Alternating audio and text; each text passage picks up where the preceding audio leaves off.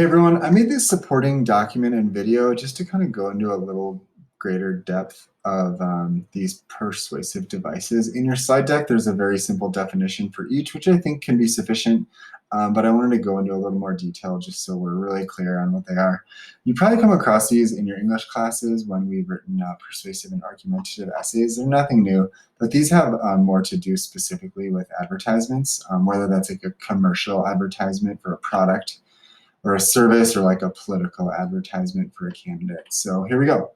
Association and transfer is pretty simple. It's basically just connecting one thing with another thing. In the context of a political ad, we're connecting a quality with a person usually. In a commercial ad, it's connecting like, what am I gonna get from buying the product, right? So it's like if I buy Apple product, I'm going to be creative. If I drink Gatorade, I'm going to be athletic or competitive. It's like whatever. So we see this a lot in commercial advertising and as well as political advertising. Next is a rhetorical question. Basically, this is like where the viewer is asked a question and the answer is like kind of obvious. Like the point is made like by asking the question. It's not a question that demands a response. So for example, in a political ad, there might be laid out like 3 or 4 examples of someone doing like something really great or really bad. And then it might end with a question like, who do you want? And it's like, the point is obvious. Like the point is made. The rhetorical question is just like kind of like the punctuation at the end. Another thing we see is repetition. Don't think of repetition as saying the same thing over and over in the same way, but repetition is more about using the same word or phrase over and over, or repeating the same idea in different ways. It sounds simple, but it works. Another strategy is called plain folk. This is where a candidate attempts to appear ordinary and like everyday in an attempt to really connect with most Americans. So some of these are really, really obvious. And this is an area, in my opinion, where Donald Trump's done a really good job for being like a ultra wealthy dude. He's in an amazing way has made everyday working Americans like feel like he's similar to them. So that's an area where he's really succeeded, I think.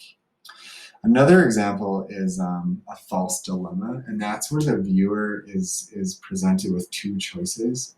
Oftentimes it's like a black or white issue, or they're very like extreme issues.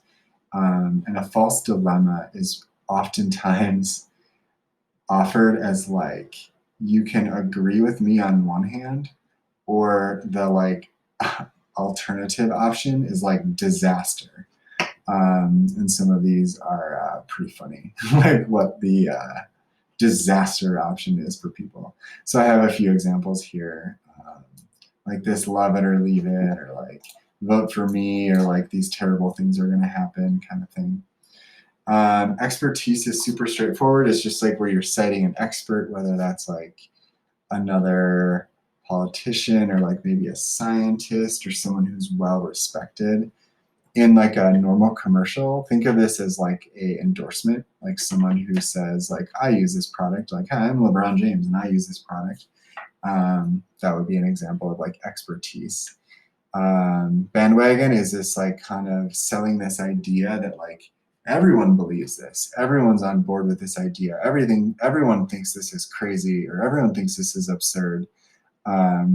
So it's trying, and it's a very effective psychological technique to get someone to think like, oh, well, if everyone thinks so, why wouldn't I agree if everyone thinks that? Endorsements, I kind of touched on earlier. It's in politics, it's less about like a celebrity.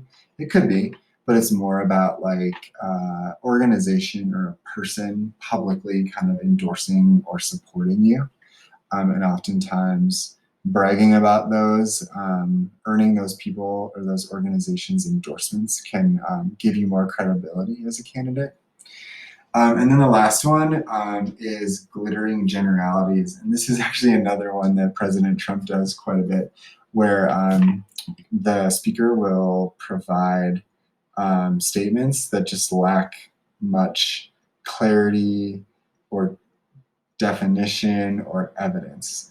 So they're just these like vague statements that send a message but may not be backed up by specifics. So we're going to be applying these when you do your campaign ad analysis. So for every campaign, I'd love for you to identify at least one, most have two of these persuasive devices that are used in the ad. And then you'll just type right in your graphic organizer just what the device is. I hope this helps, and I will see you all for our check-ins on Friday.